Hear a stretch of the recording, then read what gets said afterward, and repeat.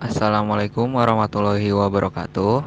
Kami dari kelompok sosiologi ingin menjelaskan tentang ketimpangan sosial sebagai dampak perubahan sosial di tengah globalisasi.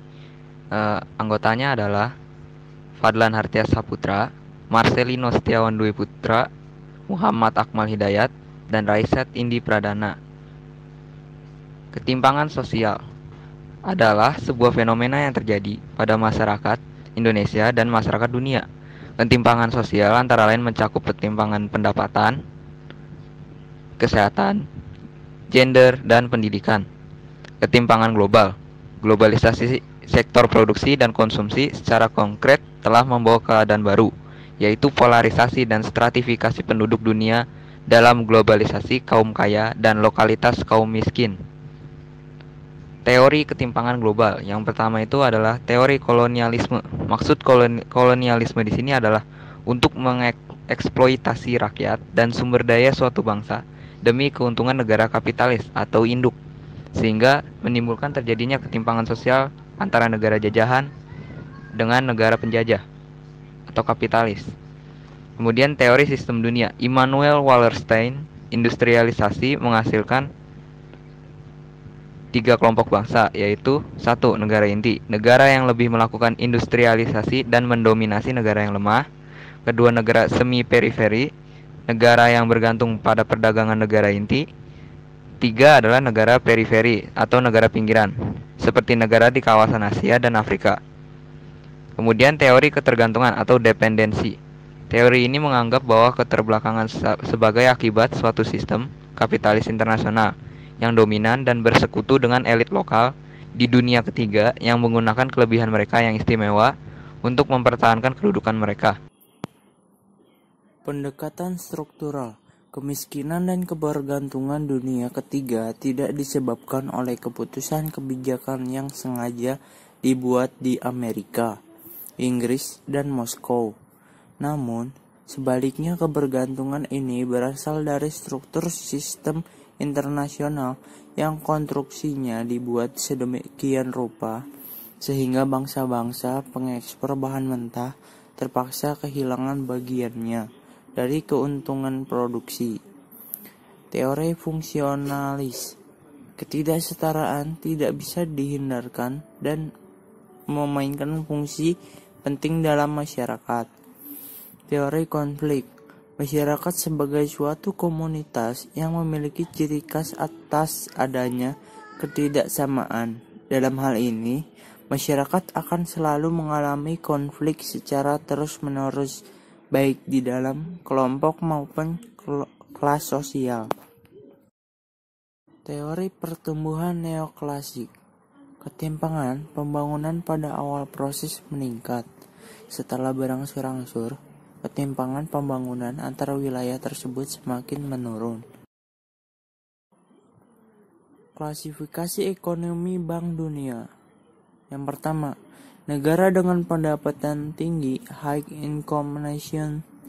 2. Negara dengan pendapatan rendah, middle income nation. Ketiga, negara yang dengan pendapatan rendah, low income nation. Koefisien Gini. Koefisien Gini atau rasio Gini rasio digunakan untuk mengukur tingkat ketimpangan distribusi pendapatan suatu negara atau antar negara. Koefisien Gini menghitung ketimpangan pemasukan dengan jarak 0 sampai 1. Pengaruh ketimpangan global dalam sejarah. Berikut hasil penelitian Branko Milanovic tahun 2009 memperlihatkan perkembangan ketimpangan global dalam sejarah. Perkiraan rasio Gini 1820 sampai 2002 yang terlihat di tabel sebelah berikut ini. Yang selanjutnya itu pengaruh ketimpangan global pada rakyat miskin. Berdasarkan data UNDP 1992 dan 2005, Ortiz dan Cummins 2011 membuat ilustrasi bagaimana distribusi pendapatan secara global memperlihatkan pemusatan pendapatan terdapat pada bagian atas dan menetes ke bagian bawah. Selanjutnya itu pengaruh ketimpangan global pada kelas menengah. Ortiz dan Kumis 2011 dengan mengambil data dari UNDP, Bank Dunia, dan Eurostat menyatakan bahwa pada negara-negara dengan pendapatan rendah dan tinggi, rakyat miskin dan kelompok menengah atau yang disebut middle class mengalami kemunduran pendapatan. Selanjutnya, hakikat ketimpangan sosial. Nadeau dan Wills dalam Workbook tahun 2013, ketimpangan sosial merupakan perbedaan dalam pemasukan atau yang disebut income, sumber daya, resource, kekuasaan, power, dan status di dalam dan antara masyarakat.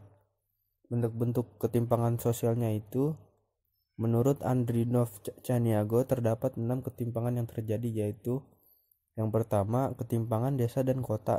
Kedua, kesenjangan pembangunan diri manusia Indonesia.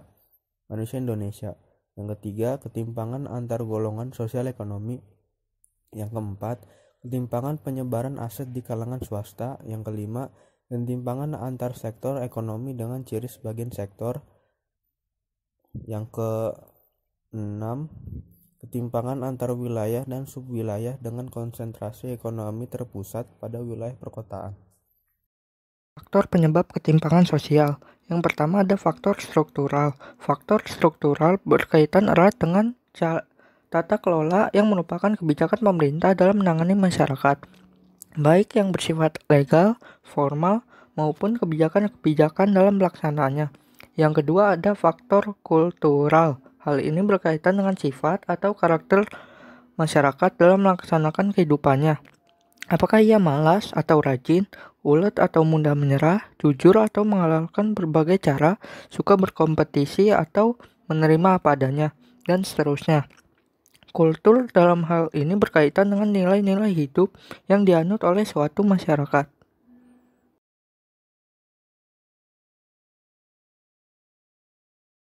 Akibat ketimpangan sosial.